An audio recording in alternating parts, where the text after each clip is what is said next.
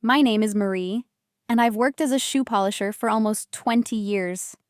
It's not a fancy job, but I'm good at it, and it helped me raise my daughter, Emily. Her father left when she was 2, so I raised her alone. I worked long hours, cleaned shoes in all kinds of weather, and came home every night with sore hands and tired legs. But I never complained. Everything I did was for Emily. I made sure she had good clothes, a packed lunch, and everything she needed for school. I believed that if I worked hard and gave her a good life, she'd grow up proud of me. That thought kept me going on the hardest days. I never thought there would come a time when the child I loved more than anything would be the one to hurt me the most, and in public, no less. Emily was always bright. She got top grades, won school competitions, and even got a scholarship to a private high school. I felt proud every time a teacher praised her, or when her name was called at award ceremonies. I used to sit in the crowd, clapping with all my heart. I made sure she had everything she needed, even if it meant skipping meals or wearing the same old shoes for years. But as she grew older, she started changing. She became quieter around me. She stopped introducing me to her friends. Once, I overheard her telling someone I worked at a salon. I felt sad, but I thought, maybe it's just teenage embarrassment. I told myself she'd understand one day. I believed she'd grow up, look back, and thank me for everything. I was wrong. What happened on her graduation day proved that completely. Emily's high school graduation was a big deal. I took the day off, wore my cleanest dress, and even bought a small bouquet with the little money I had saved. I arrived early, excited to see her in her cap and gown. The school was full of proud parents clapping and cheering. Each student walked on stage and said a few words. Some thanked their parents. Some talked about their future. When it was Emily's turn, I smiled proudly, ready to clap louder than anyone. But then she took the microphone and said, "Thanks to my mom, who's probably somewhere out there, polishing shoes." The crowd laughed. I sat frozen in my seat. I couldn't believe what I had just heard. My heart sank. My smile disappeared. I had never felt so small, so humiliated. That one sentence changed everything between us. After the ceremony ended, I didn't go up to her. I walked out silently while others hugged and took photos. My hand still held the bouquet I never got to give her. That night, I sat at home staring at the flowers, feeling numb. I remembered all the nights I had worked extra shifts to buy her books, all the times I went without so she could have more. And this was how she thanked me. I texted her. "I heard your speech." She replied, "Don't be so dramatic, Mom. It was just a joke." A joke? To her, my whole life, every sacrifice, every struggle, was just something to laugh at. I didn't reply. I didn't cry either. I just sat there, completely empty. That night, something inside me shifted. I wasn't angry. I was done. Done waiting for her to respect me. The next few days were tough. I still had to go back to work. The video of her speech had gone viral on social media. People recognized me. Some looked at me with pity, others avoided eye contact. A few strangers dropped bigger tips and whispered kind words, but it didn't help much. I felt like a joke. The very job that kept my daughter alive and healthy had become something to laugh at in front of the world. One afternoon, a woman in a business suit came to get her shoes polished. She looked at me and said, "I saw that video." I cried. "My mom cleaned offices at night to raise me. You remind me of her." We talked. Her name was Denise. She worked at a big company and offered me a job in their community outreach program. At first, I thought she was joking, but she wasn't. I went to the interview Denise set up. I didn't have fancy clothes or a fancy degree, but I spoke honestly about my life, about raising a daughter alone, about working through shame and exhaustion. The panel listened quietly. At the end, one of them said, "We don't need your degree. We need your heart." I got the job. Better hours, better pay, and the chance to help others like me.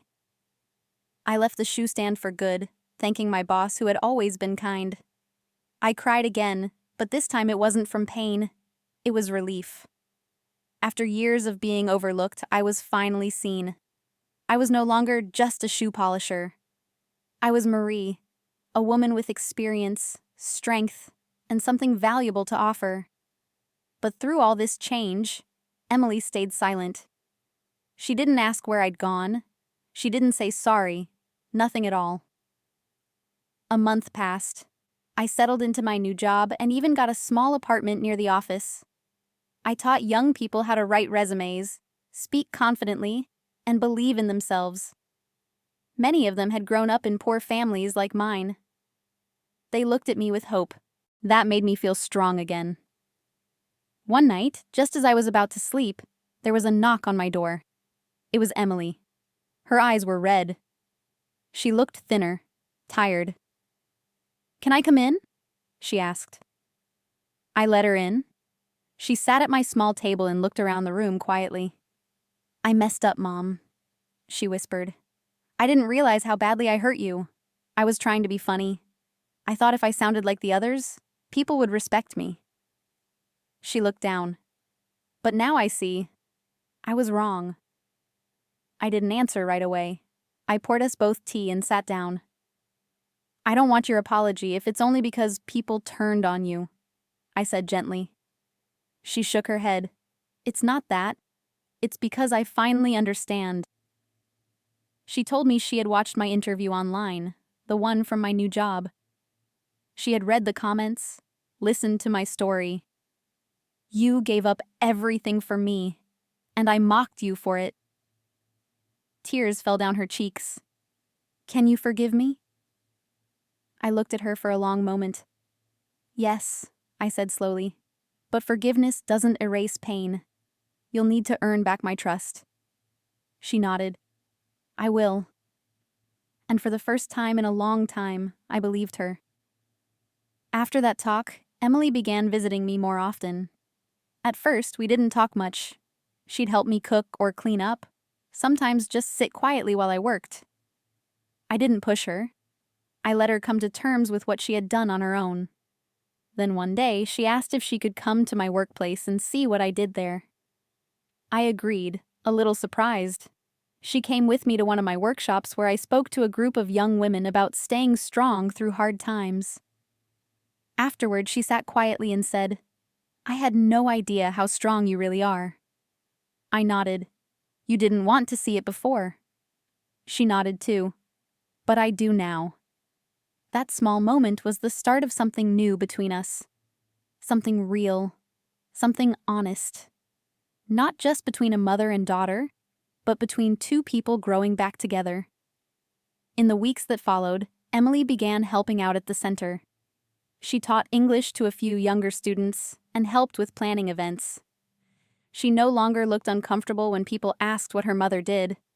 In fact, she proudly introduced me now. "This is my mom," she'd say with a smile. "She runs this place." The same girl who once called me a shoe polisher now watched me speak in front of crowds and listened with respect. I noticed changes in her too. She stopped wearing fake smiles. She asked real questions. She started to listen, not just to me, but to herself. She even apologized to some of the kids she had looked down on at school. I was proud, but I stayed quiet. I didn't need to say anything. I had said enough. It was her turn to grow, and she was doing it slowly, the right way. One morning, while we walked through a local market, Emily asked me something unexpected. "Do you ever wish you'd done something else? Something easier?" I thought for a second. "Sometimes, yes, when I was really tired, but no job would have made me prouder than raising you." She looked at me with tears in her eyes. "Even after everything I said?" I nodded. "Especially after that, because you came back, and that takes strength too." She smiled and held my hand, a small gesture, but one that meant everything. We bought fruit, made lunch together, and for the first time in years, I felt like I had my daughter back. Not the child I raised, but the woman she was becoming. The one who could finally see me, not as a job, not as an embarrassment, but as a person with a story worth respecting. Emily graduated from college a year later. This time, I didn't plan on attending. I didn't want a repeat of what happened before. But she insisted. "Mom," she said, "I want you there." And this time, I've written a new message. I was nervous, but I went. I sat in the back, holding a small bouquet again, but with no expectations. When her name was called, she walked across the stage confidently. Then she stopped at the microphone and said, "To my mother, who once polished shoes to feed me and never gave up, I owe everything to you. I love you." The crowd clapped. Some even stood up. I didn't cry right away. I just held the flowers tightly, trying to understand what had just happened. Emily looked straight at me. This time, she didn't turn away. She smiled proudly. And this time, I smiled back. After the ceremony, people came up to us. "Your daughter gave a beautiful speech," someone said. "She must have an incredible mom." I thanked them, holding back tears. Emily walked beside me. Not ahead, not behind. Right beside me. "I meant every word," she whispered. "I hope it helped heal some of the pain I caused." I didn't answer. I just hugged her. That night, we sat at my kitchen table, eating simple food and talking about the future. She told me she wanted to work in social services and help families like ours. I was shocked. "What changed your mind?" I asked. "You did," she said. "You showed me what real strength looks like." I looked at her, this grown-up woman who had once broken my heart, and now was trying so hard to repair it. Emily moved into a small apartment near her new job. She started working with kids from struggling families, many who reminded her of her younger self. She didn't hide her past anymore. She spoke openly about our story, how she once felt ashamed, and how that shame turned into regret. I visited her often, helping her furnish the place little by little. She bought a frame and placed one of our old photos on her shelf, the one where I'm holding her as a baby, both of us laughing.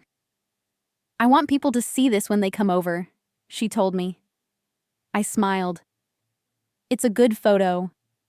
She nodded. "It's the start of everything." The bitterness we once held between us had slowly turned into something gentler. Forgiveness didn't happen in a single moment. It happened in thousands of little ones, and we were both showing up for every single one. One afternoon, I sat in a park watching kids play while Emily sat beside me with a notebook. "I've been writing about our story," she said. "Maybe I'll publish it someday." I looked at her with surprise. "Why would you share something so painful?" She shrugged. "Because someone out there might need it. Someone might be ashamed of their mom's job or their own past. Maybe they'll read it and change before it's too late." I nodded slowly. "Just make sure you write the truth," I said. "The whole truth." She laughed. "Even the shoe polisher part?" I smiled. "Especially that part." We sat in silence for a while, just enjoying the warmth of the sun and the peace we had fought so hard to rebuild. I no longer needed to be proud of her. I was proud of us. Today, I still work part-time helping young women find jobs and confidence. Emily still brings me flowers every few weeks, just because. We talk often, laugh more, and carry less anger. She's no longer the girl who mocked me on stage. She's the woman who stood up, looked back, and said sorry with actions, not just words. I no longer care what strangers think of my old job. I know who I am. I'm Marie. A mother, a fighter, a teacher, and maybe even a hero in one young woman's eyes. Life didn't give me much, but it gave me the chance to rewrite my story, and I took it. One painful chapter at a time, I turned shame into strength. And I'll never let anyone laugh at that again.